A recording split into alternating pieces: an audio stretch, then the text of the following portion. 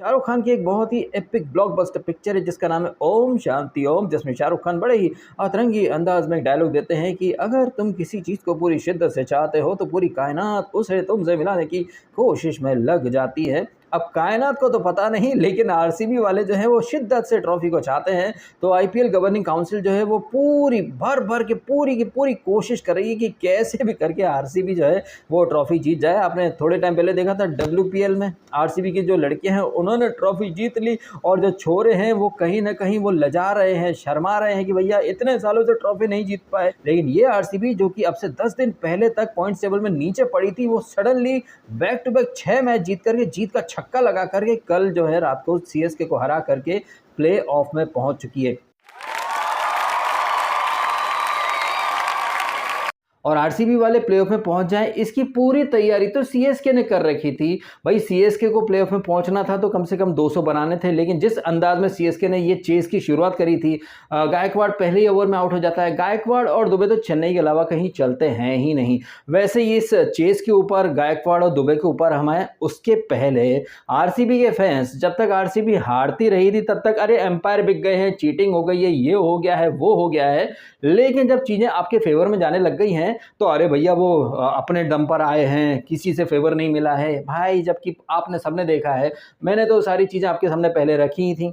इसी ग्राउंड पर DC versus RCB हुआ था एक वीक पहले। आपने देखा कि डीसी के खिलाड़ी बैक टू बैक 4-5 कैचेस छोड़ देते हैं, ऋषभ पंत को सस्पेंड कर दिया जाता है। उस मैच के पहले आपने देखा कि पीबीकेएस वर्सेस आरसीबी, उस मैच में 7 ओवर के अंदर आरसीबी के खिलाड़ियों के 4-4 कैचेस छोड़ दिए गए। 2 कैच छूटे विराट के, 2 कैच छूट गए रजत पाटीदार के, और भूलिएगा मत रबाडा और हरप्रीत बरार। और स्पेशली विराट के अगेंस्ट तो दोनों का ही मैचअप काफी अच्छा है, बट ये दोनों खिलाड़ी उस मैच में खेलते ही नहीं है। एक अतरंगी टाइप का लॉजिक दे करके, रीजन दे करके दोनों को ही उस मैच से बाहर बिठा दिया जाता है, और उसके बाद बैक टू बैक कैचेस छोड़ दिए जाते हैं। अब ये चीजें आप लोग इग्नोर कर दोगे जब कोई थर्ड एम्पायर चौके को छक्का दे दे, या फिर नो बॉल नहीं है, या फिर वाइड बॉल नहीं है। इस तरह की जो छोटी मोटी चीजें होती हैं उसे आरसीबी के फैंस बहुत ज्यादा हाइप करते हैं कि चीटिंग हो गई, एम्पायर खरीद लिए, बिक गए, अंबानी ने सब खरीद लिया। लेकिन जब भर भर के जो दूसरी टीमें हैं वो जानबूझ के मैचेस हार रही हैं, नहीं, वहां पर कोई कुछ नहीं बोलेगा भाई साहब। ये कहीं ना कहीं बहुत ही घटिया मेंटेलिटी है।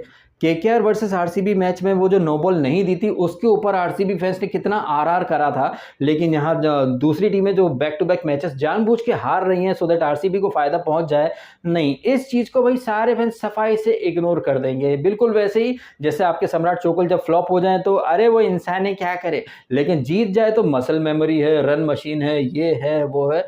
तो आप समझ जाएं कि कैसे चित भी अपनी, पट भी अपनी लेकर के चलते हैं फैंस भी, और क्रिकेटर्स तो लेकर के चलते ही है। जब वो कैच ड्रॉप कर देते हैं अरे भाई इंसान है। जबकि हकीकत यह है कि आरसीबी भले ही कल जीत गई है, बट आरसीबी की जीत में आरसीबी के खिलाड़ियों से ज्यादा क्रेडिट उन टीम या उन खिलाड़ियों को जाना चाहिए, उन टीमों के जिन्होंने भर भर के आरसीबी के लिए खेलने की कोशिश करी। ऑल्दो उन्होंने जर्सी किसी और टीम की पहन रखी थी, बट खेल वो लोग आरसीबी के लिए रहे थे। जैसे कि पंजाब की खिलाड़ी या डीसी के खिलाड़ी, ऋषभ पंत को तो सस्पेंड भी कर दिया था, बट ये चीजें आपको स्क्रिप्ट या फिक्सिंग नहीं लगेंगी। और ये जो मैं बोल रहा हूँ ये मैं हवा में तो बोल नहीं रहा हूँ। कल आपने देखा 218 का टारगेट है, 15 गेंदें खेलता है, 7 रन बनाता है। कौन? शिवम दुबे, जो कि वर्ल्ड कप में सिलेक्ट हो चुका है। जर्सी पहनी थी उसने सीएसके की, लेकिन एक्स आरसीबी ब्लड जो है वो आरसीबी के लिए खेल रहा था। पहले बल्लेबाजी में खुद हगा, और सामने जो दूसरा खिलाड़ी यानी रचिन रविंद्र काफी बढ़िया रिदम में आ चुका था, उसे वो रन आउट भी करवा देता है, एज इफ कि ये शिवम दुबे खुद अपने दम पर जिताएगा। खुद भी हक के आ गया, और जो दूसरा खिलाड़ी अच्छा खेल रहा था उसे भी आउट करवा। इन शॉर्ट वो शिवम दुबे जो कि पीली जर्सी में सीएसके को रिप्रेजेंट करा था, बट दिल ही दिल और अंदर ही अंदर वो आरसीबी के लिए खेल रहा था। ये तो आपने देख ही लिया भाई साहब। 218 का टारगेट है, क्वालिफाई करने के लिए आपको 200 चाहिए, लेकिन वो टीम जिसमें एक से बढ़कर एक धुरंधर है, कैसे सबने एक से बढ़कर एक ब्लंडर करे हैं। वैसे ब्लंडर तो इस सीएसके ने, आई थिंक जो इनका एक मैच था पीबीकेएस के अगेंस्ट, उस मैच में जो हार मिली थी इसको सीएसके को, वो हार कितनी ज़्यादा क्रूशल बन चुकी है, ये इस चीज़ का रियलाइजेशन आई थिंक कल रात को हो रहा होगा इसको, ऋतुराज गायकवाड़ को। और ये बात मैंने पहले भी हाईलाइट करी है, सीएसके जो है वो पंजाब के अगेंस्ट जो मैच हारी थी, आपने तो देखा ही था। उस मैच में जो मैंने रिव्यू करा था, मैंने वहाँ पर कहा था कि सीएसके चेन्नई सट्टा किंग बन करके खेल रही थी। उस मैच में आपने देखा भी था कि कैसे भर-भर के ब्लंडर करे थे। मतलब डेरिल मिचेल जो कल वन डाउन खेल रहा था, उसे नंबर 8 पर उतारा था उस मैच में। अलते-भलते फैसले लिए थे ऋतुराज गायकवाड़ ने, और आपने वो लास्ट ओवर देखा भी था, वहाँ पर थाला धोनी इसको डेरिल मिचेल को वापस भेज देते हैं कि नहीं-नहीं मैं सारे रन बनाऊँगा। तो उस मैच में जो घटनाएँ घटी, वो मैंने आपके सामने रखी थी कि चेन्नई सुपर किंग, चेन्नई सट्टा किंग बन करके हारने के लिए खेल रही थी। तो सीएसके जो है उन्होंने कहाँ ब्लंडर करे और वो ब्लंडर कैसे उन पर भारी पड़ गए, ये तो आपको समझ में आ ही गया है। और एक चीज़ जो कि कल फिर से एस्टैब्लिश हो गई है कि सीएसके के बॉलर जो यदाकदा चल जाते हैं, बट एक्चुअली में वो हैं नूबड़े निब्बा-निब्बी बॉलर्स, और पतिराना और मुस्तफिजुर, इन दोनों की बदौलत सीएसके ने काफ़ी हद तक दम दिखाया है। बट ये दोनों बॉलर रही हैं, तो सीएसके की बॉलिंग तो मतलब गली क्रिकेट के जो लड़के होते हैं उनसे भी गई गुजरी बॉलिंग है। आपने देखा गुल्लू बॉय जो कि पूरे टूर्नामेंट में फ्लॉप चल रहा था, वो इन निब्बा-निब्बी बॉलर्स को पेल जाता है, सेंचुरी मार जाता है। साई सुदर्शन ने सेंचुरी मारी थी। तो ये जो बॉलर है सीएसके के, इनमें ना कोई दम है, ना कोई खम है, बस उसके बावजूद ये हर मैच खेलते हैं। और ऐसे जो नुबड़े बॉलर्स हैं, इनके दम पर सीएसके इस बार फिर से चैंपियन बनना चाहती थी। मेरा मानना है कि सीएसके अगर वो पंजाब के अगेंस्ट ब्लंडर नहीं करती, तो सीएसके के 16 पॉइंट थे और सीएसके आराम से क्वालिफाई कर जाती। सीएसके को अगर किसी पर ठीकरा फोड़ना है तो उन्हें खुद के ऊपर फोड़ना चाहिए। जो उन्होंने ब्लंडर करे, या फिर ये कहें कि आईपीएल की जो स्क्रिप्ट थी उसे इंप्लीमेंट करने की कोशिश करी, प्लेऑफ की रेस को इंटरेस्टिंग बनाने की जो कोशिश करी है, वो कोशिशें कहीं ना कहीं सीएसके के ऊपर भारी पड़ चुकी हैं। वो जो मैच अगर वो सीएसके जीत जाती तो वो 16 पॉइंट पर होती, और ये सब ये जो ट्विस्ट और वर्चुअल सेमीफाइनल इस तरह की पीपड़ी नहीं बजती। एनीवे, कल के मैच की बात करें तो कल सीएसके की तरफ से ऋतुराज गायकवाड़ ने पहली बार टॉस जीता। बताइए, वो सारे जो मैचेस हैं उनमें टॉस हारता रहा।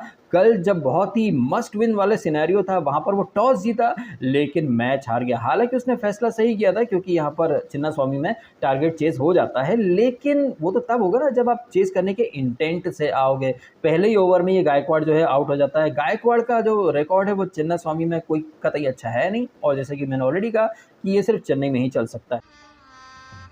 गजब बेइज्जती है।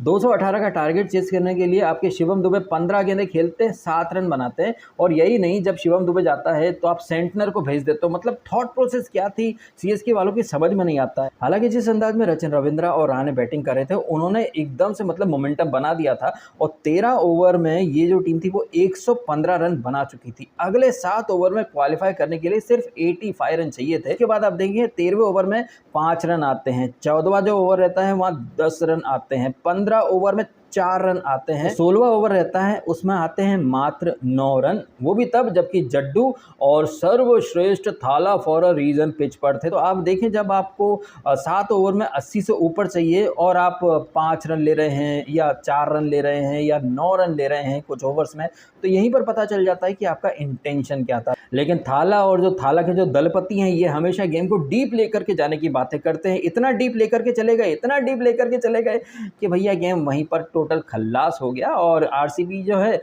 वो आराम से न सिर्फ जीती बल्कि क्वालिफाई भी कर गई है। और जिस तरह से ये थाला एंड जो सन्स है, इन्होंने इस चेस का कबाड़ा करा, ये तो आपने देख ही लिया। हालांकि अब चूंकि आरसीबी जीत चुकी है, वो प्लेऑफ में आ चुकी है, तो ये जो जितनी भी स्क्रिप्ट की जो बातें हैं उसे बहुत सारे फैंस इग्नोर कर देंगे। बट ये कड़वा सच है कि आरसीबी के प्लेयर्स से ज़्यादा मेहनत तो दूसरी टीम के प्लेयर्स ने करी है कि कैसे भी करके आरसीबी को प्लेऑफ में पहुंचा दिया जाए। डीसी के खिलाड़ी कैच छोड़ते रहे, पंजाब के खिलाड़ी कैच छोड़ते रहे, और ये चेन्नई के खिलाड़ी, भैया 200 से ज़्यादा की चेज में आप 15 गेंदें खेल रहे हो, 7 रन बना रहे हो, खुद भी कुछ नहीं कर रहे हो, जो खिलाड़ी खेल रहा था उसे रन आउट करवा रहे हो, तो फुल मार्क्स मिलने चाहिए शिवम दुबे को आरसीबी की तरफ से परफॉर्म करने के लिए, खेलने के लिए। Once upon a time he was also in RCB, तो आरसीबी ब्लड जो है वो कहीं ना कहीं आरसीबी के काम आ ही गया। अब आरसीबी प्लेऑफ में आ चुकी है, अब देखते हैं कि यहाँ से वो ट्रॉफी के लिए कैसे आगे जा पाते हैं। केकेआर आज खेलने वाली है आरआर से, और एसआरएच जो है वो आज खेलने वाली है पंजाब। देखते हैं कि आज के मैचेस में क्या होता है। वैसे होने से याद आया, इसमें हैदराबाद में तो बारिश हो रही थी, क्या मैच होगा वहाँ पर